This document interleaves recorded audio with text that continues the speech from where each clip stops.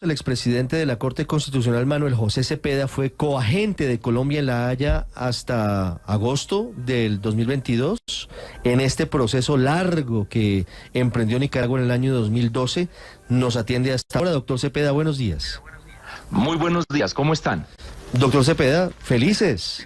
Felices. ¿Y Eso se usted llama más? moñona. Moñona. Moñona, triple moñona. Quisiera que nos explicara, obviamente aquí tenemos a María Consuelo Araujo, ex canciller de Colombia, explicándonos con mucha certeza lo que significa el fallo, pero quisiéramos que usted, que estuvo allí y que entiende la importancia de esta decisión, nos contara por qué estamos celebrando, por qué tenemos que sacar la champaña. Tenemos que sacar la champaña porque Colombia ganó 100% en las tres decisiones que había que tomar en esta etapa. Y al haber ganado 100%, se cerró el caso y Nicaragua no puede volver a demandar a Colombia en ningún tema, mucho menos en este. Entonces, ganó Colombia 100%. La consecuencia de eso es que todos los derechos de las islas del archipiélago se preservan, incluida la plataforma continental y la zona económica exclusiva que tiene el archipiélago. Y de otro lado, todos los derechos que vienen de la costa continental de Colombia, de zona económica exclusiva principalmente, y eventualmente en el futuro, si Colombia quiere declarar una plataforma continental extendida, también se preservan. Entonces el resultado es muy favorable para Colombia. El expresidente Iván Duque en Twitter está felicitándolo a usted, doctor Cepeda, a Carlos Gustavo Arrieta, al equipo de la Cancillería y a la Armada Nacional y a los asesores del equipo de defensa que desvirtuaron, dice el expresidente Duque, los argumentos de Nicaragua en su absurda pretensión de plataforma continental extendida. Yo quiero preguntarle por ese trabajo que hicieron ustedes con el doctor Arrieta y con los otros asesores hasta agosto del año pasado. ¿Cómo fue la historia de la demanda de Nicaragua y cuál fue la estrategia de defensa de Colombia? Sí, gracias. La estrategia de defensa de Colombia fue cambiarle el caso a Nicaragua. Nicaragua decía, yo tengo una plataforma continental extendida, la he tenido siempre, está en todos los mapas internacionales. Es más, tiene un nombre esa plataforma extendida, es el Nicaraguan Rise en inglés, ¿no es cierto? Mire, eso está en los mapas, o sea, no hay duda de que yo tengo una plataforma extendida. La estrategia de Colombia fue decirle a Nicaragua y pedirle a la Corte, antes de entrar a mirar si Nicaragua tiene una plataforma extendida, hay que analizar las premisas jurídicas de este caso. Y la principal premisa jurídica es si una eventual plataforma continental extendida de Nicaragua, que también dijimos que no tiene, pues obviamente para una controversia más dura, pues dijimos no la tiene como Nicaragua dice tenerla, pero si llegare a tenerla, ¿puede una plataforma continental extendida en derecho internacional invadir las 200 millas náuticas de otro país? Esa es realmente el caso, ¿no es cierto? El caso no es entrar a la delimitación, claro, sino el caso es resolver en derecho la premisa jurídica. Entonces le cambiamos el caso a Nicaragua. Por eso Nicaragua trató de hacer esos ajustes, pero en últimas, haber planteado la necesidad de resolver unas premisas jurídicas antes de entrar a hacer cualquier delimitación, pues fue lo que llevó a este resultado tan positivo para Colombia. El segundo tema muy difícil era qué hacer con la jurisdicción de la Corte. La Corte ya había dicho que sí tenía jurisdicción y competencia para entrar a hacer una nueva delimitación, y por eso es que tuvimos esta audiencia hoy. Entonces la estrategia de Colombia fue, en lugar de insistir que la Corte no tenía jurisdicción y competencia, porque pues ese camino era perdido, debía decirse más bien o argumentarse que no existían los presupuestos para hacer una delimitación. Y no existían los presupuestos porque en derecho no se daban las condiciones para hacerla. Entonces no cuestionamos a la Corte, sino que cuestionamos a Nicaragua por haber hecho una pretensión que es manifiestamente contraria al derecho consuetudinario. Y de esa manera, sin volver a plantear el tema de jurisdicción y competencia, planteamos que no se daban los presupuestos para hacer una delimitación. Esa fue la estrategia y por fortuna funcionó para Colombia. Realmente yo creo que los riesgos eran enormes, pues ustedes los han analizado muy bien, la doctora María Consuelo los ha analizado muy bien, los riesgos eran enormes, pero por fortuna la estrategia funcionó y el trabajo de los abogados fue muy importante y del equipo Raizal, porque digamos, Colombia se vinculó a unos abogados que tienen una gran autoridad como profesores en esta materia. Entonces un profesor de Yale, que se llama Michael Risman, él fue el que desarrolló el argumento de que la Convención de Derecho del Mar era un package deal, fue la expresión en inglés que usó la presidenta de la Corte al leer el fallo, es decir, fue un paquete, un acuerdo que se fijó en un paquete, y ese paquete no se puede romper. ¿Y cuál es el paquete? El paquete es que todo estado tiene 200 millas náuticas de zona económica exclusiva con su respectiva plataforma continental, y eso es un tema de derecho. Eso es una decisión que se tomó en derecho y que no requiere prueba. Entonces nosotros no teníamos que probar que cualquiera de las islas o que el continente colombiano tenía 200 millas náuticas de zona económica exclusiva, porque en derecho las tiene. En cambio, la plataforma continental extendida sí requiere prueba y además debe respetar esa distribución equitativa de 200 millas náuticas para todo estado en el planeta. Y por eso Doctor ese argumento cobró tanta fuerza y pues fue un impacto, como vimos, favorable para Colombia, por fortuna. Claro, ¿y cuál fue el trabajo que hizo el... Sí, bueno, termine, perdón.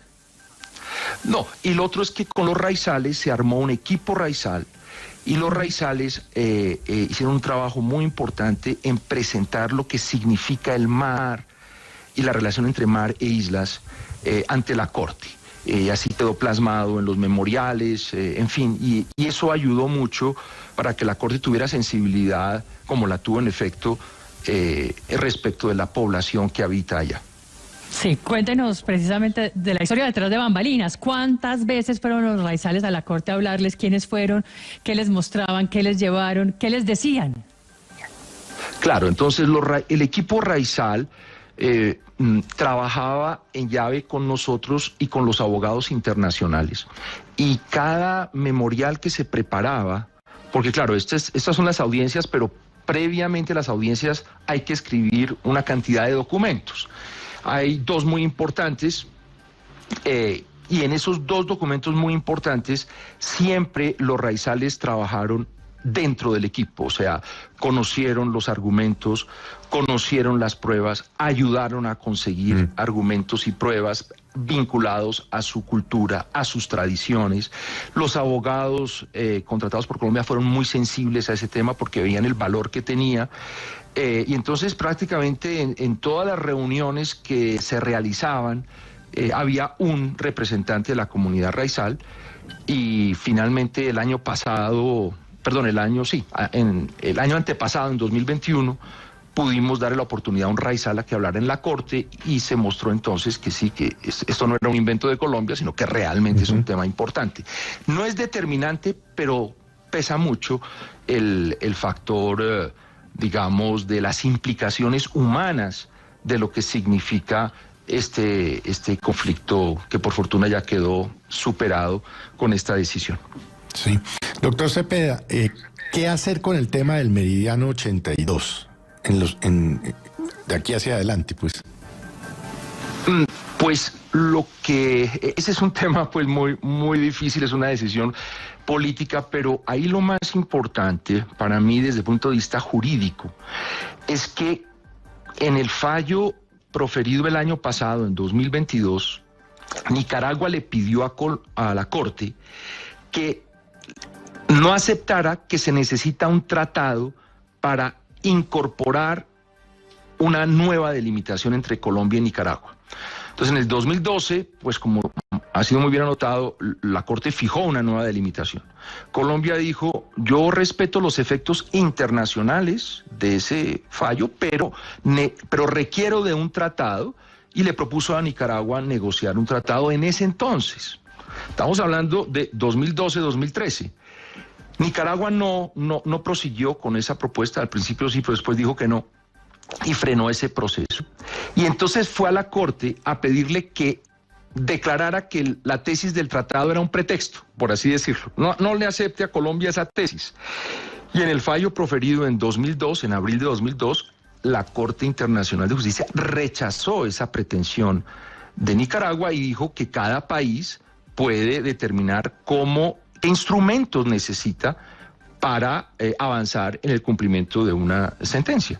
Y la mayoría de países en el mundo en materia de límites determinan que requieren un tratado para fijar sus límites. Es normal, no es extraordinario que eso ocurra, pues porque está en juego la soberanía de un país. Entonces la Corte pues no aceptó la petición de Nicaragua de rechazar la tesis de Colombia. Sí. Y por eso todavía existe la vía diplomática. Entonces, para la pregunta, ¿qué hacer con esa delimitación de 2012? Es el fallo de hace mucho tiempo. Ya vamos, sí, para 11 años de ese fallo. Claro. Se necesita ahí la solución es la vía diplomática. Sentarse a negociar. Bueno para Colombia. Sentarse a negociar. Sí, y ya, exacto, ya cada país verá cuándo, cada gobierno verá cuándo, cómo, qué pone sobre la mesa, cómo maneja eso, pero lo importante es que ya no quedamos dependiendo de una decisión futura, porque ya no puede haber nuevas demandas contra Colombia en relación con estos temas. El presidente Gustavo Petro acaba de referirse al fallo de la Corte Internacional de Justicia en Twitter. Dice el presidente Petro: gran victoria para Colombia en La Haya. La Corte Internacional de Justicia no accedió a las pretensiones de Nicaragua sobre expandir su plataforma continental. Y concluye el presidente que tiene previsto todavía viajar hoy a San Andrés, tenía previsto escuchar la lectura del fallo allá, no llegó. Esperamos con este fallo cerrar la controversia limítrofe y abocarnos a llevar desarrollo sostenible a nuestro archipiélago. Ese punto del cierre total de los casos de las demandas es fundamental, padre. Sí, doctor Cepeda. Al haber ratificado el Congreso el acuerdo de Escazú, ¿devuelve la competencia a la Corte para una nueva posible eventual demanda de Nicaragua? No creo porque el objeto del tratado de Escazú no es la delimitación, no son temas de delimitación. Obviamente habrá una controversia, seguramente vendrán debates, pero lo que era la fuente de jurisdicción para estos temas había dos. Una, la declaración unilateral que había hecho Colombia de aceptación de la jurisdicción de la Corte. Nos retiramos de esa declaración antes del fallo de 2012, y luego estaba el Pacto de Bogotá. Pero como se denunció el Pacto de Bogotá y surtió ya efectos la denuncia, ya no es fuente para una nueva demanda. Ya no es fuente para una nueva demanda. Se cierran entonces, doctor Cepeda, y aquí hay unos fantasmas del pasado, y aquí se ha usado mucho el espejo retrovisor y se mira a otros gobiernos y se dice el responsable fue este o fue aquel, o se devuelve incluso a la época de Rafael Núñez, o se va a la época de López Miquelsen, o a la época de Pastrana. Acaba de llegarme una carta que expiden el expresidente Santos y la excanciller María Ángel Holguín, donde dicen que esto básicamente es el fin de casi 3 décadas de litigios en La Haya. ¿Usted comparte plenamente esta opinión, de acuerdo a lo que nos está diciendo? Sí, yo comparto la opinión de que por fin se le puso cierre a esto, porque en delimitación de plataforma continental extendida, el fallo de hoy cierra esa controversia absolutamente. Y el año pasado, en el fallo sobre los derechos de Nicaragua y de Colombia en el área en disputa, la Corte ya fijó los derechos de cada parte y además rechazó la pretensión de Nicaragua de que mantuviera abierto un incidente para ver si Colombia volvía a incurrir en una violación y para determinar si condenaba o no a Colombia. La Corte el año pasado dijo, no hay condena a Colombia y no voy a mantener abierto el caso. O sea, también se cerró esa controversia sobre si Colombia estaba causándole perjuicios a Nicaragua, y la presencia de la Armada puede continuar en la zona. Hay una invitación de la Corte a que se celebren acuerdos de pesca para que los raizales puedan pescar en aguas adjudicadas a Nicaragua. Entonces realmente el cierre es total. A mí me parece muy importante el punto planteado al inicio de tu pregunta, es aquí lamentablemente buscamos a un culpable. Y yo creo que lo que Colombia debe hacer ante este resultado tan favorable es tratar de trabajar unidos para fortalecer una futura negociación diplomática de Colombia cuando ocurra. No estoy diciendo que ocurra mañana, ni pasado mañana, ni en un año, ni en 2, ni en 10. No, ya cada gobierno verá. Pero lo que sí es necesario es que Colombia trabaje al menos unida en este asunto crucial para la soberanía de Colombia y para la proyección de Colombia en el Caribe. Puede que haya desacuerdo en todo lo demás, perfecto, entendible, pero en este tema tan importante, ojalá podamos trabajar unidos pensando en lo que le interesa a Colombia. Pues así ha sido. Usualmente la tradición habría sido esa.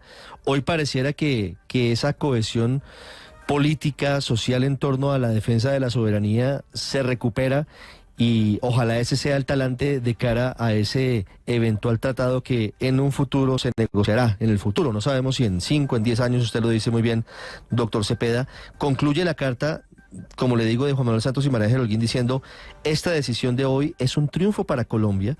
Queremos agradecer a todo el equipo de la defensa, a todos los que participaron de una manera u de otra, a los abogados internacionalistas.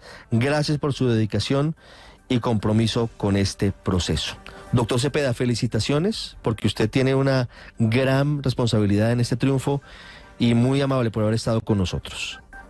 Muchas gracias a ustedes por siempre dar una oportunidad para explicar, muy agradecido y pues sí, tenemos que celebrar.